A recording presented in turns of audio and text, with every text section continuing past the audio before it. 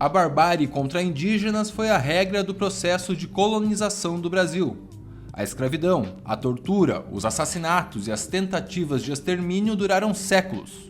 De alguma forma, duram até hoje. Em Santa Catarina, por exemplo, a etnia dos Xocleng ficou próxima de ser dizimada. Quase 70% de sua população desapareceu por conta da ação dos chamados bugreiros, milícias pagas para expulsar os nativos de suas próprias terras, que então foram entregues pelo Estado a imigrantes europeus. Um episódio é ilustrativo. Em 1904, os bugreiros executaram 244 Xoclengs em uma única investida. A chacina incluiu crianças. Os relatos passados de geração em geração dão conta de que algumas foram mortas de forma brutal, atiradas para o alto e, na queda, espetadas com um punhal. Na época, um trecho do jornal Novidades de Blumenau descreveu a carnificina. Ele foi reproduzido recentemente em uma matéria da BBC Brasil. Os inimigos não pouparam vida nenhuma.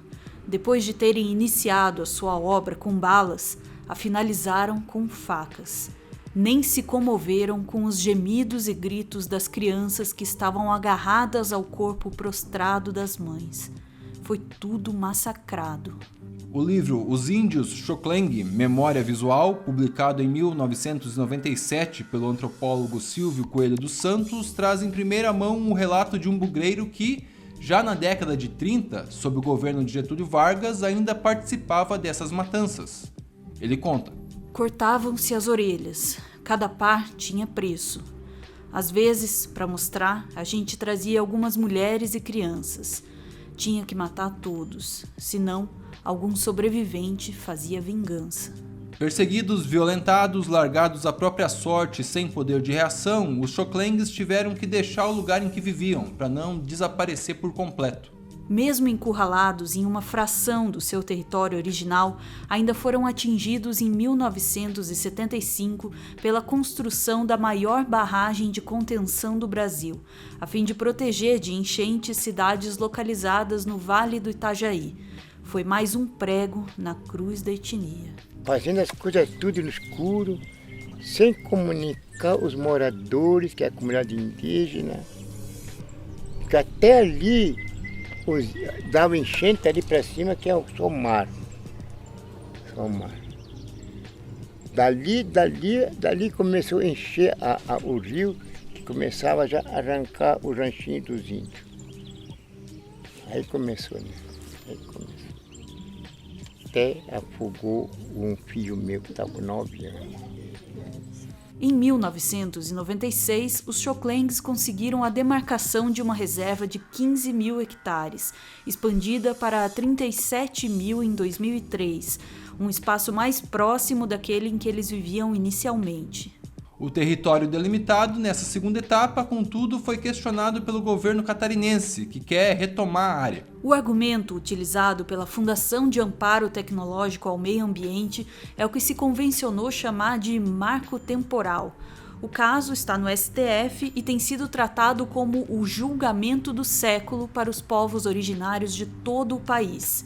É que a decisão terá repercussão geral, o que significa que dali em diante será obrigatoriamente aplicada em todos os casos similares. É por isso que, nas últimas semanas, um acampamento na esplanada dos ministérios chegou a reunir mais de 6 mil indígenas de 170 povos de todo o país. A maior manifestação do tipo desde a Assembleia Constituinte.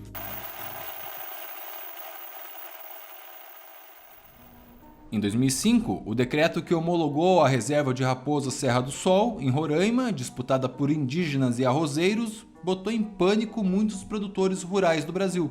Em teoria, era a última etapa da demarcação e abria um precedente considerado perigoso por quem, durante todo o século XX, tinha sistematicamente grilado terras e expulsado os nativos de seus territórios. O caso foi parar no Supremo Tribunal Federal, onde os ministros deram um ganho de causa aos povos originários e determinaram a saída de todos os não índios da área. Na época, o Supremo argumentou que eles ocupavam a Raposa Serra do Sol quando a Constituição Federal foi promulgada, em 5 de outubro de 1988, e, portanto, teriam direito ao lugar. É o que chamam de marco temporal. A decisão foi acertada, a justificativa nem tanto. O que o artigo 231 da Constituição diz, na verdade, é que os indígenas têm direito às terras que ocuparam tradicionalmente, desde sempre, um direito que é anterior até mesmo à própria configuração do Estado brasileiro.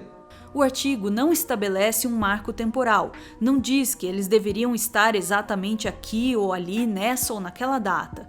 Até porque, como os Xoklengs de Santa Catarina, muitas tribos precisaram fugir da morte durante o processo de invasão branca. Que, na verdade, nunca acabou no Brasil. Mesmo durante a Assembleia Constituinte, não foi fácil obter o avanço das demarcações. Ele precisou ser conquistado. Nós vemos um risco muito grande, né, de se, no momento de decisão nacional, se lotear, entendeu? Se leiloar o interesse do povo indígena. Porque o povo indígena não tem dinheiro para fazer lobby, porque o povo indígena não tem representante no Congresso, porque o povo indígena não tem poder econômico para fazer pressão. Então nós temos que estar aqui presentes, os parentes têm que estar aqui pintados de urucum mesmo, tem que estar aqui com as penas na cabeça para mostrar que é um povo originário daqui, que é um povo que é filho dessa terra e que tem o direito de viver aqui. E é isso que nós viemos dizer hoje ao Congresso Nacional, aos parlamentares que estão aí. Espero que eles tenham ouvido. No frigir dos ovos, o argumento utilizado pelo Supremo em 2009 ofereceu uma saída para os produtores rurais que temiam precisar devolver terras aos indígenas. Agora, eles só precisavam mostrar que essas comunidades não estavam nesses locais quando a Constituição entrou em vigor. A saída era generalizar a decisão tomada no caso específico da Raposa Serra do Sol. Entre os que defendem a tese, as exceções seriam apenas os casos em que os indígenas conseguissem comprovar que não estavam nos territórios em 1988 porque tinham efetivamente sido escorraçados. Para isso, precisariam demonstrar que na época existia conflito físico ou judicial pelo chão. No entanto, no fim dos anos 80, esses povos ainda eram tutelados pela FUNAI, a Fundação Nacional do Índio, e nem sequer podiam entrar na justiça por iniciativa própria. Alguns mal sabiam falar português, quanto mais se defender judicialmente.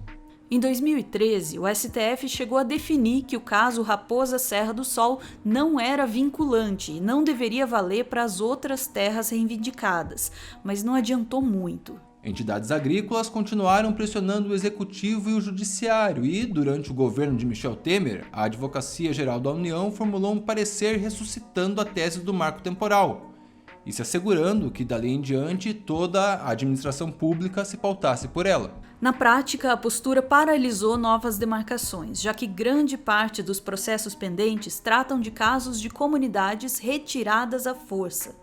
Mesmo assim, o julgamento no Supremo Tribunal, inicialmente previsto para 2020, foi adiado diversas vezes. Em paralelo, corre na Câmara dos Deputados o projeto de lei 490, de 2007, que pretende tornar mais difíceis as demarcações, utilizando justamente a tese do marco temporal.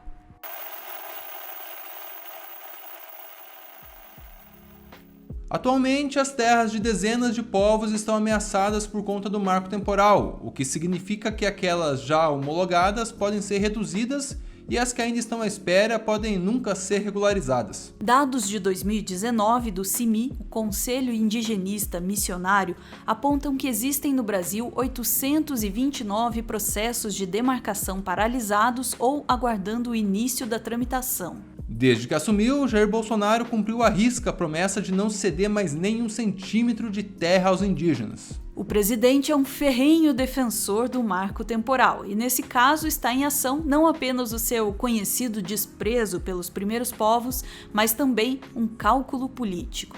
A ProSoja Brasil, envolvida no processo que tramita no STF, é presidida pelo produtor rural Antônio Galvão, que é investigado por patrocinar os atos de viés golpista do último dia 7 de setembro. Isso simplesmente inviabilizaria o nosso agronegócio. Nós praticamente deixaríamos de produzir, de exportar, e entendo, pela dimensão do fato, sequer teríamos como garantir a nossa segurança alimentar. A fala presidencial é apenas uma bravata, um alarmismo, uma mentira, uma cascata, uma lorota, uma bizarrice, como convém ao mandatário. É como quem diz que, no limite, teríamos que devolver o espaço do estádio do Morumbi ou até mesmo do bairro de Copacabana aos povos indígenas, porque afinal todo o país um dia foi deles.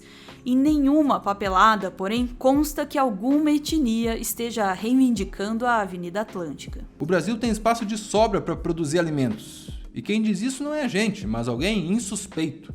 Marcelo Brito, presidente da ABAG, a Associação Brasileira do Agronegócio. O agro não precisa invadir terra indígena para crescer. O agro não precisa invadir terra indígena para se refazer. Das terras indígenas com demarcação paralisada, uma pertence à nação Nauá, do Acre. Durante quase todo o século XX, a narrativa oficial dizia que os Nauas estavam extintos, o que, convenhamos, dificultava bastante que eles ocupassem qualquer domínio que fosse na data em que a Constituição foi promulgada. Nos últimos 22 anos, no entanto, os remanescentes da tribo foram reconhecidos pelo Estado e agora reivindicam seu território tradicional, uma área de 55 mil hectares. Em entrevista para o jornal Deutsche Welle, a antropóloga e pesquisadora da Universidade de Brasília, Luísa Molina, explicou por que as comunidades indígenas precisam de uma terra específica para viver e não podem simplesmente ser remanejadas para outro lugar. Uma terra indígena não é substituível por outra, porque é um lugar sagrado, que tem história, onde se cultiva o modo de ser de cada povo. Ela é fundamental para a existência de um povo como coletivo diferenciado. É o que faz dele um povo. Se essa terra se perder, as condições da produção da diferença são atacadas e inviabilizadas. Tirar a terra de um povo, portanto, seria o mesmo que promover o seu desaparecimento. Em uma palavra mais dura, é genocídio. Quando conversou com o site De Olho nos Ruralistas, ainda em 2017, o professor da Faculdade de Direito da USP, Samuel Barbosa, concordou. Então o marco temporal vai contra a própria ideia da Constituição, que é garantir o direito dos povos a um futuro. O índio tem direito a um futuro, né? O índio não é um resquício do passado que vai desaparecer, que vai ser assimilado. Não é essa a ideia da Constituição. A Constituição o índio tem direito ao futuro. A tese do marco temporal coloca em xeque isso. O marco temporal vai levar à extinção de povos. O marco temporal, na prática, é quase que uma anistia, a grilagem de terras do passado. Então não é a melhor maneira não é o melhor modo para interpretar a Constituição.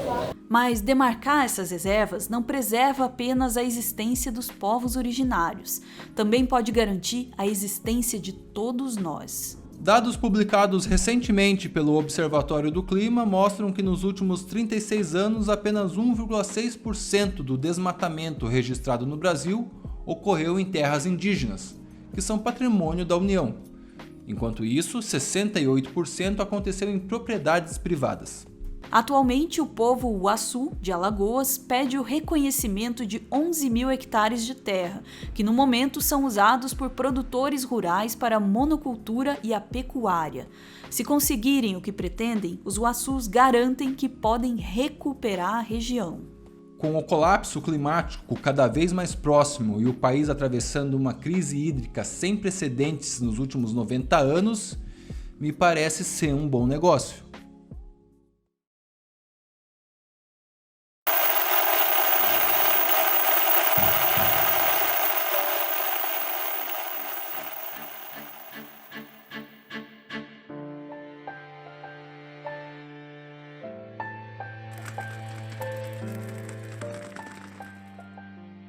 Muito obrigado por ver esse vídeo até o final. Meteoro é mantido graças a uma campanha de financiamento coletivo e quem participa aparece aqui no finalzinho para receber o nosso agradecimento. Hoje a gente vê aí o João Pedro, de 15 anos, ele que é o amanhã na frente do Museu do Amanhã.